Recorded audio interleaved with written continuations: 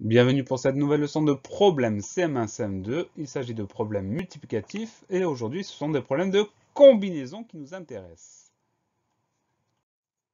Cette leçon porte sur des problèmes multiplicatifs. Un problème multiplicatif est un problème qui peut être résolu par une multiplication ou une division. Donc problème multiplicatif, soit multiplication, soit division. Pour trouver la bonne opération, il faut bien comprendre le problème. C'est le but de cette leçon. Pour vous aider à bien comprendre un problème, nous allons étudier différentes sortes de problèmes. Pour bien comprendre, on va voir ça dans le détail. Dans cette leçon, nous allons aborder les problèmes de combinaison, c'est ce qui est convenu. On va prendre une situation pour bien comprendre ce qu'est un problème de combinaison. C'est parti. Théo a 3 shorts, 2 t-shirts et 4 casquettes. Théo peut former 24 tenues différentes. Allez, on regarde la définition ensemble.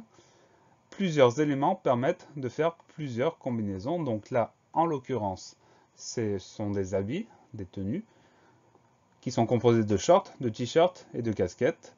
Pour voir combien d'appareillages différents, de combinaisons différentes Théo peut faire. Voilà le petit schéma qu'on va utiliser. On a les shorts qui sont 3, les t-shirts qui sont 2 et des casquettes qui sont 4. En tout, Théo il peut faire 24 tenues différentes. Si vous voulez être sûr de cette affirmation, vous pouvez essayer chez vous. Vous prenez 3 shorts, 2 t-shirts et 4 casquettes et vous voyez combien de tenues différentes vous pouvez revêtir. Dans un problème de combinaison, on cherche le nombre de combinaisons. Ça veut dire qu'on connaît le nombre de possibilités pour chaque élément. Là, on a 3 éléments, mais on peut en avoir plus ou on peut en avoir moins.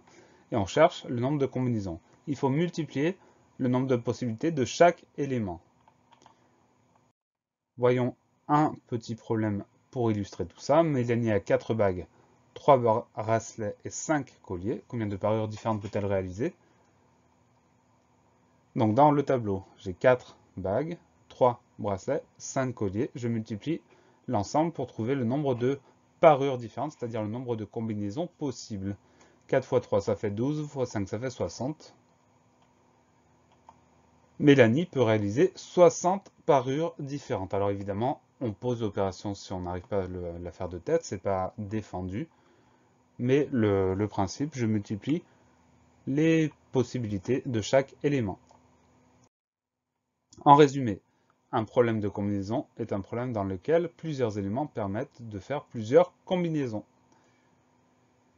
Là, dans le schéma qui vient de s'afficher, il y a encore 3 éléments différents, le A, le B, le C, et on cherche le nombre de combinaisons, c'est-à-dire le D.